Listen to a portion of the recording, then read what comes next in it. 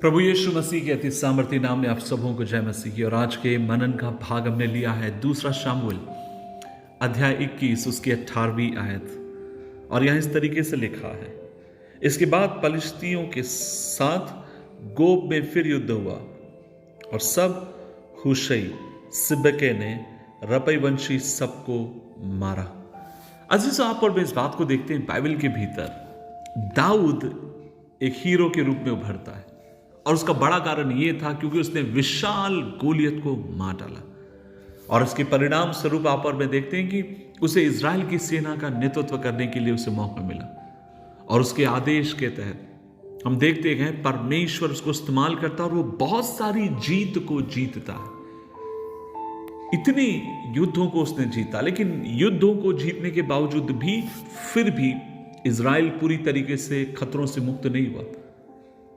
Bible कहती है कि गोलियत की मृत्यु के बाद और भी ऐसे कई दानव वहां पर थे और दाऊद और उसके आदमियों ने या दाऊद उसके लड़ने वालों ने उन दानवों के साथ किस तरीके से सतर्क रहना है उसे सीख लिया। और इसलिए हम देखते हैं उसने गोलियत को मारने के बाद भी हम देखते हैं उसके मित्रों ने लगातार बड़े बड़े दानवों को मार गिराया।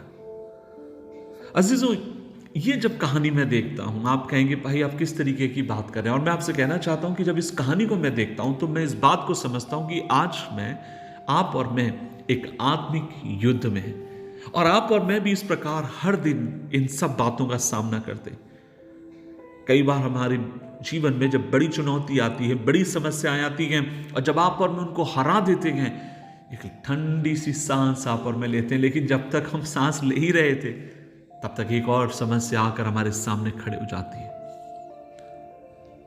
और दाऊद ने भी वो सीख लिया था, उसको मालूम था कि गोलियत एक ही नहीं और भी हो सकते हैं, इसलिए वो अपने आप को ट्रेन करता रहा, अपने लोगों को शत्रु और किस तरीके से उसके हमलों से बचना और उनको बचाना जरूर उसकी प्रशिक्षित वो करता रहा होगा।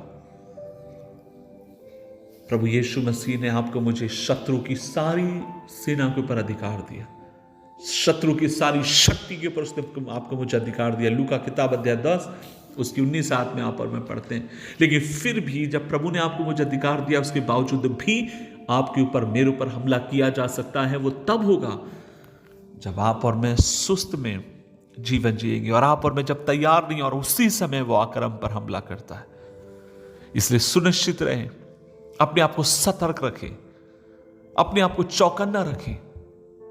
हम कितने अभागे हैं, मैं अपने आप को भी जोड़ना चाहता हूं क्योंकि मैं कोई सुपर नेचुरल कोई इंसान नहीं हूं, मैं आपके समान एक व्यक्ति हूं। मैं भी रोता हूं, हंसता हूं, लेकिन हम सब कितने अभागे हैं। जब बहुत अच्छा सब कुछ चल रहा होता है ना, हम बहुत खुश होते हैं, हम प्रभु का धन्यवाद देते हैं और उसकी आराधना में जाते हैं, सब कुछ करते हैं। लेकिन आप देखिएगा जब जीवन में सब कुछ अच्छा चल रहा होता है तो एक चीज नीचे आ रही होती है, और वो क्या है पता है? बाइबल पढ़ना, प्रार्थना करना और कई बार संगति में जाना।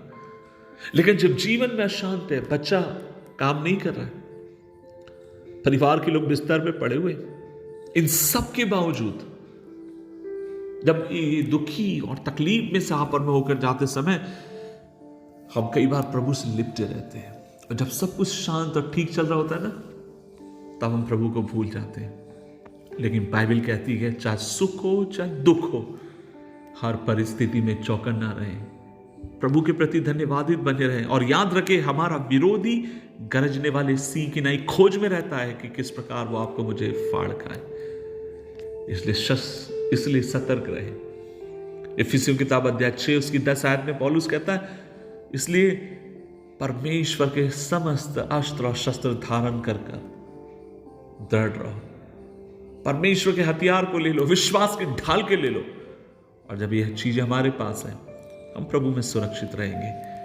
प्रभु आपकी मेरी सहायता करे सतर्क रहने में, आगे की तरफ बढ़ने में। दुआ करें। प्रभु जी, आज हम मिलकर तेरे पास आते हैं और दुआ करते हैं। होने दे प्रभु हम तुझ में सतर्क रहें, होने दे प्रभु जी हम तेरे संग विश्वास योग्य रहें, होने दे प्रभु तेरे वचन, तेरी आराधना, तेरी प्रार्थना में हम लिपटे रहें। खुदा मदद कर, यीशु मसीह के नाम से मांगते हैं, आमीन आमीन आमीन।